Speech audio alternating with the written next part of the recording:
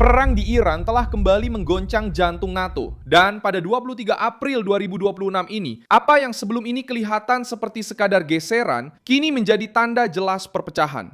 Sementara tentra dari lebih 30 negara berkumpul di London dengan segala birokrasi dan kelambatan Eropa lama untuk membincangkan pembukaan semula Selat Hormuz. Iran sendiri meningkatkan tekanan dengan menahan 2 kapal di laluan paling sensitif bagi minyak dunia. Dalam situasi inilah, perpecahan antara Donald Trump, Spanyol, dan Italia menjadi semakin ketara. Dan disebabkan oleh perang, sekatan laut, dan cubaan untuk menarik NATO ke dalam konflik ini, perikatan itu telah memasuki fasa ketidakpercayaan secara terbuka. Dan Donald Trump kini secara rasmi sedang merancang langkah-langkah untuk mungkin memutuskan hubungan dengan perikatan tersebut. Saya akan ceritakan semua itu kepada Anda. Tetapi sekarang Anda pasti ingin melanggan saluran ini untuk terus mendapat maklumat terkini, maklumat masa nyata dengan kualiti kewartawanan terbaik yang pernah Anda lihat. Na Confiança Milson Alves. Perkara utama adalah mudah. Donald Trump mahu menjadikan perang di Iran sebagai ujian kesetiaan kepada Pakatan Atlantik. Sebaliknya, daripada mendapat sokongan automatik, beliau menemui tentangan. Dan tentangan itu datang tepat dari 2 negara yang secara teori sepatutnya membantu menyokong tulang belakang pakatan di Mediterranean, Spanyol dan Italia. Apabila penolakan seperti ini berlaku semasa krisis di Timur Tengah, kesannya bukan sahaja bersifat diplomatik, malah kesannya adalah bersifat struktural. Kerana NATO bergantung kepada kepercayaan, asas yang dikongsi bersama, transit ketenteraan, koordinasi yang pantas dan rasa takdir bersama. Apabila perkara ini gagal disebabkan oleh Iran, pakatan itu mula retak dari dalam ke luar. Itulah yang berlaku kepada Spanyol. Madrid sudah pun menghalang penggunaan pangkalan yang dikendalikan bersama dengan Amerika Syarikat untuk operasi ketenteraan.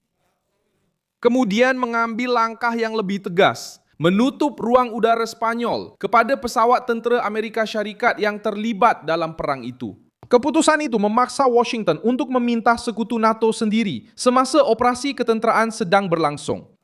Ini jauh lebih daripada sekadar isyarat simbolik. Ini adalah penolakan yang nyata dan konkret dan memalukan untuk Rumah Putih. Dan disinilah kes itu meletup. Italia pula melakukan sesuatu yang serupa melalui cara lain. Rom menolak memberi kebenaran supaya pesawat tentera Amerika Syarikat mendarat di pangkalan Sigonella di Sisili sebelum meneruskan perjalanan ke Timur Tengah. Alasan yang diberikan ialah ketiadaan kebenaran awal daripada kerajaan Italia. Tetapi mesej politiknya jauh lebih besar daripada alasan rasmi itu. Italia memberi isyarat bahawa mereka tidak akan menerima untuk dilayan sebagai pelengkap otomatik kepada perang yang dikendalikan oleh Washington. Dalam satu pakatan tentera, hal ini amat besar ertinya. Mengapa? Kerana apabila sebuah pangkalan utama di tengah-tengah Mediterranean tidak lagi menjadi titik sokongan yang terjamin, seluruh naratif perpaduan Atlantik mula goyah. Dan letusan krisis Atlantik bukanlah berpunca daripada tarif, Greenland atau pertikaian perdagangan yang terasing. Perkara-perkara ini memburukan lagi keadaan. Tetapi pencetus yang paling baru dan paling berbahaya ialah perang terhadap Iran. Disitulah Trump cuba bertindak tanpa penyelarasan sepenuhnya, meningkatkan tekanan selepas itu dan mula menuntut daripada sekutu-sekutunya atas apa yang telah dilakukan seolah-olah ia wujud sejak awal lagi. Apabila kekacauan sudah pun berlaku di Selat Hormuz, Washington mahu melibatkan NATO dengan cara yang lebih langsung. Namun, sebahagian Eropah membalas bahawa perang itu bukan urusan pakatan tersebut dan jawapan itu telah mengubah suasana keseluruhan dalam blok tersebut. Dalam kes Italia, perpecahan itu menjadi lebih ketara kerana Giorgia Meloni bukanlah seorang penentang semula jadi kepada Trump. Sebaliknya, dia telah dianggap sebagai faktor penghalang. Parceiras mais próximas na Europa.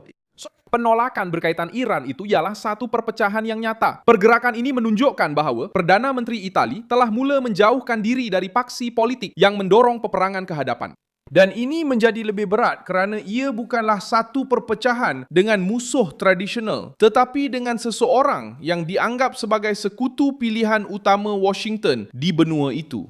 Spanyol sudah lebih ke hadapan dalam konfrontasi ini. Sanchez telah mengambil pendirian menentang perang dan apabila krisis semakin meruncing, beliau mula dilihat sebagai wajah paling lantang dalam penentangan Eropah terhadap tekanan Trump. Ini membantu menjelaskan mengapa Madrid begitu awal masuk ke kancah pertembungan. Dan yang paling penting ialah pendirian Spanyol tidak lagi terasing. Sedikit demi sedikit, apa yang kelihatan seperti tindakan bersendirian mula menjadi rujukan untuk ibu kota Eropa yang lain. Reuters menunjukkan bahwa Menteri Luar Spanyol sendiri menyatakan bahwa ancaman dari Amerika Syarikat serta aduan terhadap NATO sedang mendorong Eropah mencari alternatif keselamatan di luar kebergantungan automatik kepada Washington. Ayat ini sahaja sudah menunjukkan betapa besarnya luka itu. Di tengah-tengah krisis ini, Trump bertindak balas dengan cara yang paling meletup sekali. Sebaliknya, daripada cuba memulihkan perpaduan, beliau meningkatkan ugutan. Beliau mengugut untuk keluar dari NATO, menyerang sekutu kerana tidak membantu membuka semula Selat Hormuz dan membiarkan kemungkinan menarik balik tentera Amerika Syarikat dari Eropah.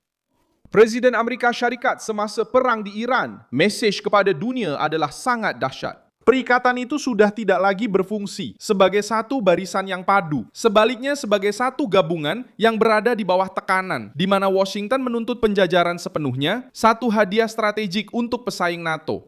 Di sinilah spekulasi yang lebih kuat muncul, dan ia tidak kelihatan keterlaluan. Pengakhiran NATO tidak semestinya berlaku melalui satu pengumuman rasmi pada satu ketika. Ia boleh berlaku dalam prakteknya sedikit demi sedikit apabila sekutu-sekutu mula hilang kepercayaan antara satu sama lain. Apabila Spanyol menutup ruang udaranya kerana Iran, apabila Itali menyekat penggunaan sebuah pangkalan utama, apabila Perancis dan United Kingdom enggan mengambil bahagian dalam sekatan pelabuhan Iran yang diinginkan oleh Trump. Apa yang kelihatan ialah NATO yang tidak mampu bertindak sebagai satu blok. Di atas kertas ia masih wujud. Tetapi pada saat krisis sebenar memerlukan perpaduan, ia gagal. Dan inilah sebenarnya jenis kegagalan yang menamatkan sebuah pakatan dari dalam.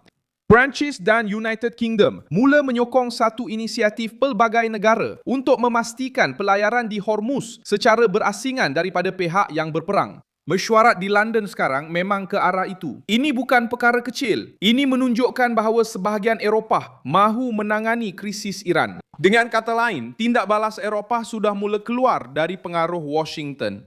Bagi satu pakatan yang dibina di bawah kepimpinan Amerika, ini hampir seperti satu laungan autonomi. Selat Hormuz bukan sekadar isu serantau, ia adalah nadi global. Apabila perang di Iran menghalang laluan ini, tekanan terhadap tenaga, perdagangan, inflasi dan bekalan akan meningkat.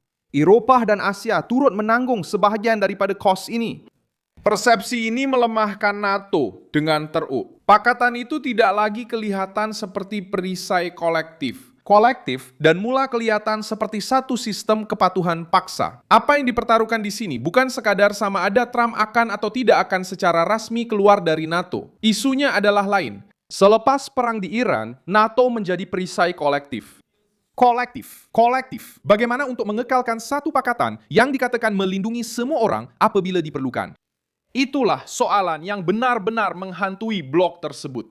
Kerana pakatan ketenteraan biasanya mati lebih awal di medan kepercayaan berbanding sekadar menjadi perisai di atas kertas. Secara ringkas, apa yang sedang berlaku bukan sekadar perbincangan tentang strategi ketenteraan. Ia adalah perang di Iran yang sedang menggali kubur politik untuk NATO yang semakin rapuh. Sila tekan butang suka pada video ini, langgan saluran ini, dan di akhir nanti, lihatlah ruangan komen supaya anda lebih terlibat dengan komuniti Milson Alves News.